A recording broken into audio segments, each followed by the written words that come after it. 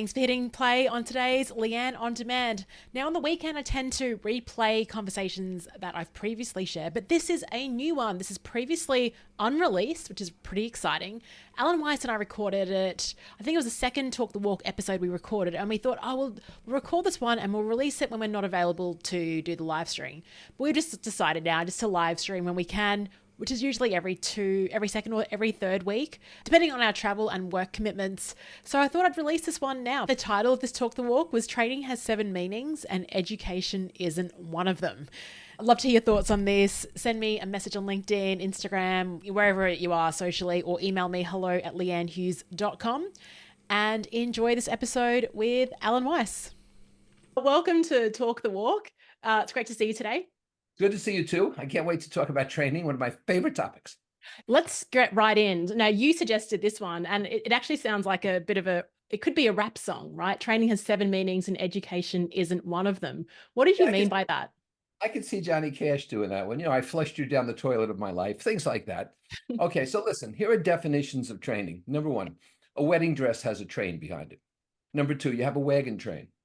Number three, you train guns, especially on big ships. Guns are trained on targets. Next, a locomotive, of course, pulls a train. Next, when you have a trail of gunpowder to put off a charge, it's called a train of gunpowder. If something's arranged, it's called a train. In other words, the investigation is in train. And then finally, reaching a conclusion, a train of thought. Now, there's also a definition that says to teach. But Maya Angelou says you train animals and you teach people. What do you know? Okay, well, this is surprising because I was wondering what you did mean by the 7, like actually, and you do have them there, but we use it all the time. Like anytime, like everyone's like, oh, I'm going to train on this. It's just used, and the description is quite broad. Tell me more about the difference between teaching and training. Well, the trouble is today, people have this abomination. They say, I'm going to do a training. I mean, grammatically, it puts my teeth on edge. Well, I'm going to do a telling, don't say that. So here's the issue really. Training people and the training industry in my country, in your country, and all the countries in between, seldom contain metrics because the training companies, these huge companies, and training's about a $60 billion industry in the US alone, they don't want people measuring results because there are very little results. People get their ticket stamped because no matter how many skills you transfer in a classroom, as you know, they won't be used unless they are enforced on the job. Application only occurs on the job, not in the classroom. So the training industry is something of a hoax to me. And if you look at some of the things that the training industry has gone through, right brain, left brain thinking, boy, can I tell you about that one? That's a hoax. New math in the schools, quality, black belts in quality, soft skills. Let's teach soft skills. Bob Mager was a training guru. He was one of the guys who I spent a weekend with out in Arizona years and years ago. And Mager had this famous approach. He said, look, if somebody can't do a job and you put a gun to their head, if they still can't do it and you have to shoot them, that's a skills problem.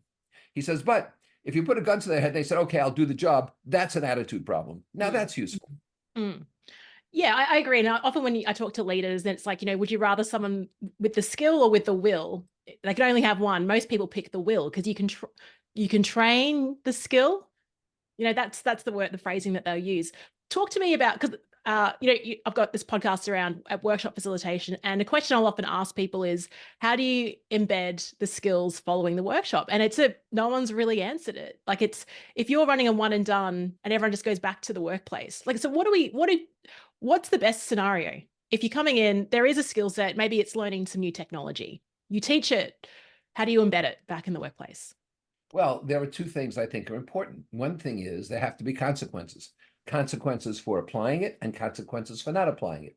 If there are no consequences, it's just a matter of luck, right? Second thing is people basically change by doing things in their self-interest. This applies to companies. It applies to countries. We all act according to our self-interest, no matter what our high and mighty, values and promises are. And so consequently, you have to show people that it's in their best interest to make the change. What we call training, or what I'm calling educating, is a matter of helping people understand why it's good for them to change, because motivation is intrinsic. So they have to want to do it. Megan wrote a book called You Gotta Wanna. Yeah. So that's how I look at this. I mean, Have you found that you've actually done training programs for a client that's gung ho, but despite your best efforts, not a whole lot changes? Yeah, it's really disappointing. Yeah. And so don't beat yourself up about it because it's not you. I know, but this was the biggest transition though, going to value-based fees, because you actually have to have value. It's like, right, you have to be able to demonstrate value and ROI. And often it's like, okay, we got 5 out of 5 on the tick sheets, but nothing shifted. So that's why I guess many people in that industry are stuck on day rate pricing and being a commodity. Training has become a commodity. And so if you're gonna want to go out and buy a wrench, and you're not a carpenter, you're not a construction person, you just need a wrench for a couple things around the house. You say, okay, here are 4 wrenches. This one's the cheapest. I'll get this. I mean, I'm not looking for it to last 10 years and I don't care. Spend my money on other things. And when people look at training, they say, okay, I can get this training from a lot of different people. Who's the cheapest? And I remind you, by the way, that major public endeavors, a sports stadium, a hospital, are generally built by the lowest bidders. Yeah, but Is that they often go way over budget as well. Yeah, but they're late and over budget, but they're also the lowest bidders to begin with. Yeah. So do we want the lowest bidders? No, but since all training seems relatively the same, no matter what kind of bells and whistles you put on it, it's a commodity. So let's say you're going into an organization, they want you to change the behaviors of the people there. You said it's intrinsic. What would you do outside of educating, running a workshop? What would you do post to, like, what type of consequences are we looking at to motivate people? Well, I've done 2 things right away that always work. The first thing is that you show them how their job is going to be better. In other words, they'll be able to make more sales. They'll be able to reduce their failure work. They'll be able to get into less conflict. They'll have less stress. They'll get home earlier. I don't care. But you show them it's in their best interest. The second thing is you get their boss to monitor and understand what he or she has to do to create the right consequences for the right behavior and the right consequences for the wrong behavior. And I learned this long ago when I was working at Merck as a consultant. And one of the general managers said, if I see one of my people doing poorly, I don't go up to them about it. I talk to their manager.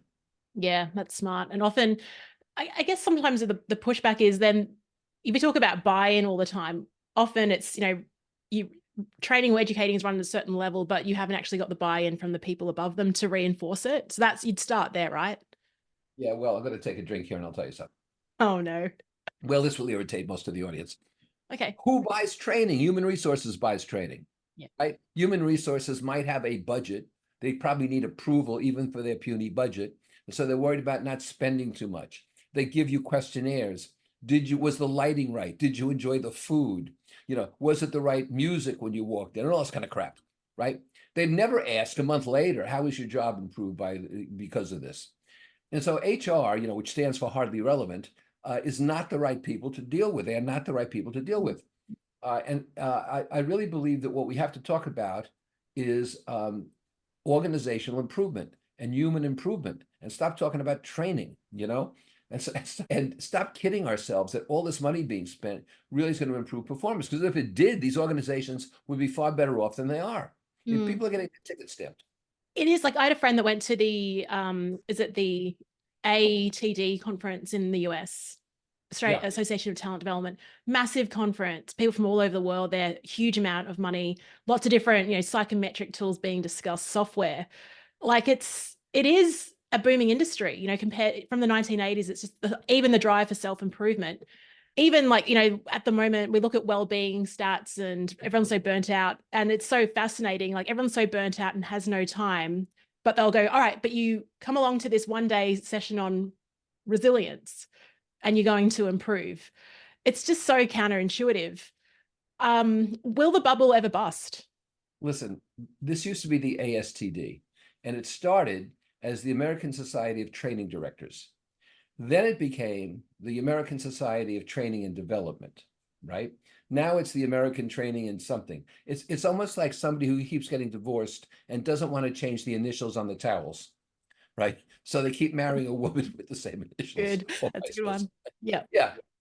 But these are all human resource types. They're all learning and development types.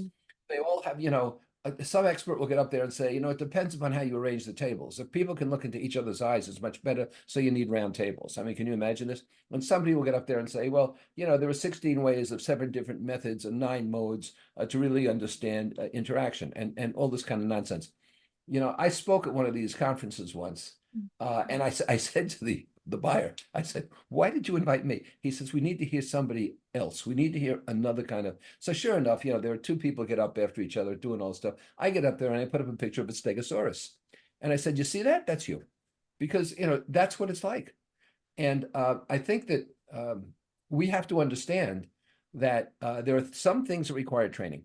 You train people in how to make electrical connections. You train people on how to put in air conditioning. No question about it. Yeah. You can train people in the right methods for underwriting an insurance policy.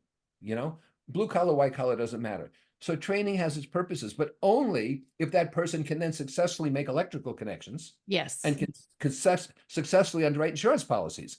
And that's never concluded in the classroom. I mean, real quick, I'll tell you something. I learned to scuba dive. You go through a classroom session, but then you don't go out and scuba dive by yourself. You go down with an instructor who makes sure you don't drown. And if I just went in there without an instructor, just having read the books and answered the test questions, you and I wouldn't be talking right now. No. Oh yeah, I got my scuba diving ticket in Thailand actually, and in the first like open water dive, you're meant to go underneath, and then you're meant to sort of take your mask off and swim to the top. Is it? Yeah, for some reason I don't even remember doing this. I just took off like the mask and everything, and then I got in a lot of trouble. I think she nearly failed me there, but yeah, I didn't. I thought I was completely calm, but obviously my body wasn't thinking that and just wanted to get right to the top. But you've into scuba diving as well, aren't you? Yeah, I learned to scuba dive, I don't know, 20 years ago, 25 Yeah. years ago. My son, thought it'd be a good idea, and it was. Yeah. Uh, but I always go with an instructor, and not a group. I don't like groups, but I always go with an instructor. And I find that I just feel more confident that way. Mm. The instructor say, "Alan, get your open water certificate. You're fine. You're fine." No. You know, Yeah. no. Yeah, and speaking of that, I mean, like I didn't really dive after that. It's been sort of 10 years now, so I'd have to go through the training again. So when I read this topic, training has 7 meanings, I thought you meant like a lot of the time a client will get you in to maybe run a session or do something. Sure, there might be some skill development or learning a new framework or something like that. Okay, we'll take that out of the equation. But sometimes the secondary benefit is actually just getting people together and having a conversation, getting people from different departments. Do you see utility in doing that? Well, we're not trying to run a love fest here. If the question is, I can learn from my colleagues this socialization present, fine, have a cocktail party. You don't Yeah, need. I agree. Yeah. You answer this. Think back to something that you feel you really learned well that improved your performance dramatically, and tell me how you learned it. It was application. So I'm going straight back into even just sports training. So like learning a new way to pass a ball or something. Well, you Like play so, netball, yeah, right? that's right. I've never understood, but nonetheless, I know you play netball. I know you're good at it. Yeah, Okay, very difficult sport, right? yeah. It's not very interesting, but it's a very difficult sport. And but there's no way that you would be as good as you are having read a book about it No, or having been in a classroom about it. yeah. And so here's, I think, the confusion. There's a lot of people that just love learning and they just read the books, they go to the workshops, but they don't actually do anything. What can we like? What's the barrier there? Well, the barrier is that uh, if somebody says, "I want to lose weight," so the Mm, doctor says, "Okay, fine. You need to exercise 3 times a week, and you need to stop eating carbohydrates or whatever." Person says, "Okay, I saw the doctor, but I'm not working out 3 times a week. I mean, maybe once. That's a lot of work, and I yeah, won't eat carbohydrates, except I do like burgers, and then I won't give up pasta, and so there's this reluctance to make any sacrifice. There's this yeah, reluctance to break the barrier and actually do what you've been told to do. Now, if there are consequences, if your spouse said, "You're not having pasta tonight, the doctor said you can't. I fixed something that's, just as good and we're going to eat that." Or if you go to a restaurant and say, "You can't order that, the doctor said no." Now we see consequences from a helping other, right? mm, And that's the difference. It reminds me of these people with 47 initials after their names, A, B, C, D, E, F, L, L, Q, 7 squared and all this kind of stuff. This trail of letters. And it's almost as if because they passed all these tests and got all these credentials, they're good at what they do. They're yeah. not. One thing has nothing to do with the other. You're only good at what you do when you perform, and people are better off for it. Yeah, and I think I also think, I mean, you talk about self-worth all the time, but a lot of people ask me, "Oh, I want to do this, so I'm going to get this certification," and they think that equals they can get more value, they can charge for more, but it's not about that. And I think, yeah, sorry, over to you. No, I'm agreeing with you. I mean, I Yeah. just think doctors, when you're a medical student, you watch and you observe, then they let you try it under supervision, and then you do it on your own. And that's a pretty damn good system. Mm. The old internships and apprentices, before the Industrial Revolution, they learned by watching an expert. And after years, when they could do it on their own, they could finally go out on their own. I mean, those were effective. It didn't take, there was no high tech a part of it, but it was effective. Mm. You know what I read today in the Times? That plumbers and carpenters and contractors are doing things remotely. And so they tell the homeowner, yeah, take a wrench and put it on Nice. there. Yeah. And if it falls, I'll say, I'll wait for you to get the wrench back. Now they don't have to spend their time on the road. They can be with their family and all this kind of stuff. Yeah. But nobody pretends that person at home doing this is now a skilled electrician. Yeah, that's right. Well, we had that similar thing. The street light out the front, like there was a wire that came off it. And so we rang the electrician. He's like, just take a photo, send it to me. And we sent him the photo. He's like, yeah, that wire's it's dead. It's fine. You can actually cut it off. That's what he gave us. Yeah, yeah. Well, my husband's a mechanic, so I'm like, put your boots on, make sure you ground yourself. That's all I learned from physics, really. But yeah, so I thought that was really clever. And my running coach is remote. He's a running coach, but he works remotely. It's like, what else is possible here? I guess I'm wondering if we're trying to learn too much because we have so much access to information. So right after this call, I can go out and listen to a podcast on investing. I can listen to a podcast on diet, whatever. Yet I listen to these things. I'm not going to do a single thing because I'm just overwhelmed with all the information. Do we just need to stop consuming a lot of content and focus on one or two things? Or can we do these things in parallel? Well, I think we can do these things in parallel, but I think we have to always keep in mind high tech, high touch. And so when you're talking about doing things remotely, what came to my mind was Peloton. These people get on a bike in their homes, but they're watching a screen, right? With, I don't know, movie stars or whomever the hell these people are, and they're cycling along with them. So that's high tech, but trying to give you some high touch exercise, which, that's okay. I go to the gym 3 times a week. I have to go tomorrow morning, but I work out with a trainer because otherwise I cheat. And so the trainer, stands there counting to 15 each time and making sure I do the thing right. So I think we all have to make our own judgments. Doctors will tell you, your own body best. And what I would say to people is, your own learning ability best. But most of the stuff I was forced to sit through classrooms to absorb had really no effect on me.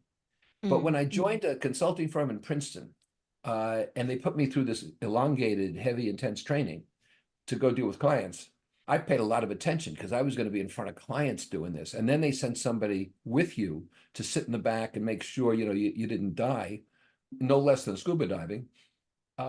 That was a very effective way to get people who had no training experience, teaching experience, to get to do it successfully. And there were consequences if I didn't do it well. So I paid attention. That works. Yeah, having that sort of observer as well. Yeah, having something there. I think my version of that, I like that you say it's all about just figuring out what works for you.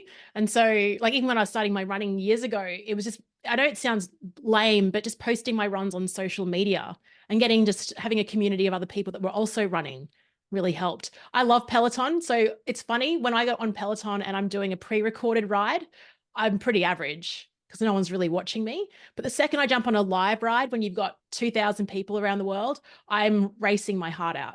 Even though I don't know anyone, it's fascinating. Same thing in a gym. I mean, I'm in front of the mirror, I'm doing something, and there's a woman not far away also looking in the same mirror. And I'm looking and I say, well, I should go faster than she does. And she better not have the same weights that I do. So, it's Yeah. It's silly how we just pick up these arbitrary people. I mean, even running, it's like there's someone there. It's like, oh, I'm just going to pass them for no other reason. I don't know what this could be their 50th kilometer, but I still feel good. Whatever it is, it's you got to latch onto it, right? you have in Australia, do they have escape rooms? Yes. So my family and I go through an escape room down at the Jersey Shore here. And so it's my daughter and her husband and their 2 kids, our 2 grandchildren, my wife and I. And so you have, I think, you have something like 30 minutes, whatever it is, to get through 6 or 7 rooms. And if you get a prize if you do that, and if not, the horn goes off and they throw you out. So we're through 6 rooms. There's one left, and it's only 2 minutes left. And my grandchildren and the others are all doing this and that, and I'm sitting back there watching them. And I figure out sitting there what's going on. and I hit a random set of numbers, and the doors open and we win. And I got a T-shirt that says "Too good for this room," which my wife won't let me wear in public. But there were consequences there. I mean, it was a game and it was fun, but I wanted to shine. I wanted to get us out of there, show them I could do it. Yeah. I think healthy competition really is what creates a lot of good learning. And I think that's why community is so important as well, and just to see what other people are doing. And yeah, and I mean, that's probably like social media, you can love and hate it, but I do like I did a post on this. Sometimes when I see someone doing something, they're a consultant, they've got a really good gig. It's a little bit of, I don't know, envy or jealousy, like a touch of that. I don't think it's a bad thing. It's like, because I think, okay, well, I want to be doing that. So what do I need to do to get better in order to attract those opportunities versus, yeah. And I feel like obviously I'm happy for that person, but I think it's a good driver. I think envy and jealousy get a bad rap sometimes too. I like that line. I'm going to steal that line. I like that. In fact, Woody Allen said that a narcissist is somebody, you call someone a narcissist when they're better looking than you are, is what he said, which I've always thought was kind of funny. That's good. Yeah, so I think you're exactly right, though. And I also think hunger plays a part in it. When I was poor, I was really hungry to succeed. Yeah. And there's no way I can make my kids poor. So my kids have had the hunger. Now they're both successful, but they both had very privileged lives. And so they had to come about this a different way. It was almost easier for me because the consequences of my failing were huge. The consequences of their failing are not huge. Yeah, honestly, I'm the same sometimes. I think like, yeah, we're pretty sort of set up now. And so it's like, what's the driver for this? And so that requires a bit of sort of self-searching and kind of, even that reason to disrupt yourself, you kind of need a reason sometimes to do it. Otherwise, I don't know. But I think now, in this interesting market, we have to continue to just disrupt ourselves to be relevant. So that's a good reason. Volatility every day. You might as well be part of it. Absolutely. All right. It's great talking the walk with you today, Alan. I loved it myself. Thank you very much. See you next time. And we'll see all of you next time.